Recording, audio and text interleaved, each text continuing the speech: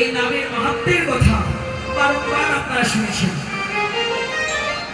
যে এই যে হরিনামের কি ফল, এই প্রশ্ন লেগেছিল দেবশ্রী নারদের অন্তরে।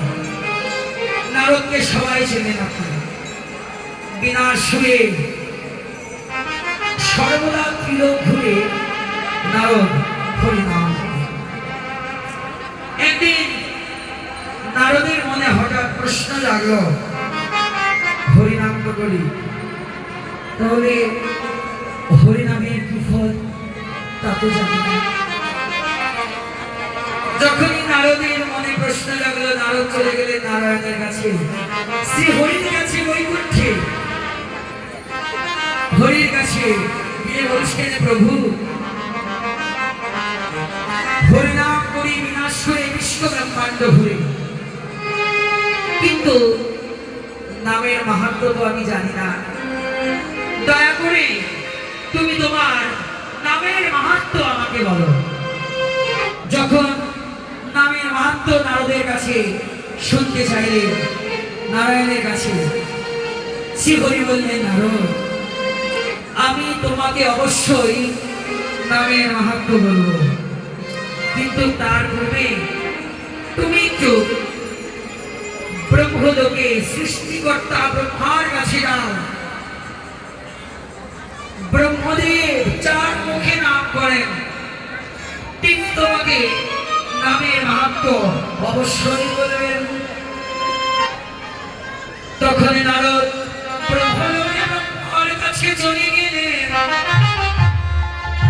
ব্রহ্মার কাছে গিয়ে বললেন, আমি ব্রহ্মদেব, তুমি তো দিবানিশি চার বদনে হরিনামে করো,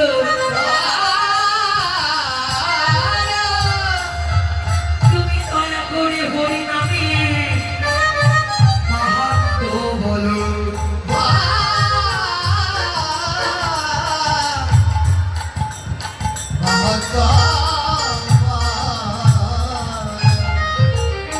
যখন হরিনামের মাহাত্ম্য শুনতে পেলেন, তখন সৃষ্টিকর্তা ব্রহ্মা, যিনি নাকি তার ব্রহ্মা আসনে বসে চার মুখে সর্বদা হরিনাম করেন, তিনি নারদকে বললেন, নারদ হরিনাম আমি করি বটে, কিন্তু সত্য বলতে নারদ হরিনামের মাহাত্ম্য বাবার জ্ঞাত নাই। নারদ তুমি একটা কাজ করো, তুমি কৈলাসে দেবাদিদেব ভোলানাথের কাছে যাও, তিনি তো বাঞ্ছান পাঁচ মুখে হরিনাম করেন, তিনি তোমাকে হরিনামের মাহাত্ম্য বলবেন। এখন যখনই শিবের কাছে পাঠালেন, ভোলানাথের কাছে বললেন, ভোলানাথ ব্রহ্মলোক থেকে আবার কৈলাসে আসলেন, বাবা পাঁচ বদনে হরিনাম করো, বৈষ্ণবং সৃষ্ট দেবাদিব, তুমি তো বৈষ্ণব জীবনী, দয়া করে তুমি যে হরিনাম করো পাঁচ বদনে সর্বদা কৈলাসে বসে, তুমি হরিনামের মাহাত্ম্য আমার কাছে। দেবাদিদেবও বলতে পারলেন না হরিনামের মাহাত্ম্য, বললেন, নারদ সত্য বলতে হরিনামের মাহাত্ম্য এখনো জগতে প্রচার হয়, একমাত্র শ্রী হরি তার নিজের নামের মাহাত্ম্য বলতে পারলেন, আমি পারব না।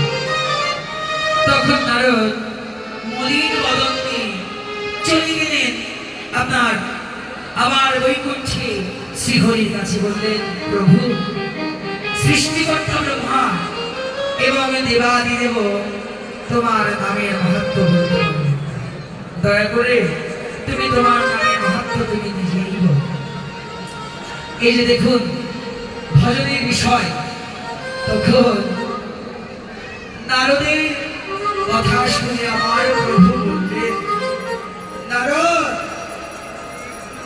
আমি তোমাকে নামের মাহাত্ম্য বলবো, কিন্তু তার পূর্বে তুমি একটু যাও, একটু নরক থেকে, জমালয় থেকে, জমপুরি থেকে তুমি একবার ঘুরে আসো।